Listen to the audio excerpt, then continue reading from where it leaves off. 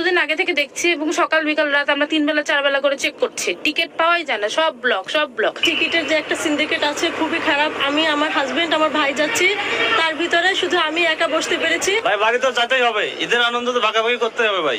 বাবা, মা এবং বোনের সাথে ঈদ করতে যাচ্ছি দাদি বাড়িতে। এই মুহূর্তে কমলাপুর রেল স্টেশনে আছেন রিপোর্টার নাজমুস সালেহি, গাবতলী বাস টার্মিনালে আছেন রাইদুল ইসলাম শুভ, সদরঘাট লঞ্চ টার্মিনালে সানবীর রূপল এবং মুন্সিগঞ্জের মাওয়া প্রান্তে নাসির উদ্দিন উজ্জ্বল। সরাসরি প্রথমে যাচ্ছি সালেহির কাছে।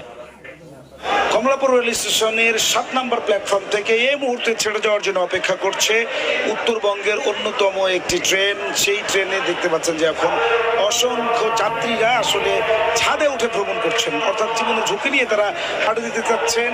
যেই কারণে এই ট্রেনটিতে রেলের যে অফিসাররা রয়েছেন প্রশাসনিকভাবে তারা এসে তাদেরকে নামিয়ে দেওয়ার চেষ্টা করছেন। দেখছেন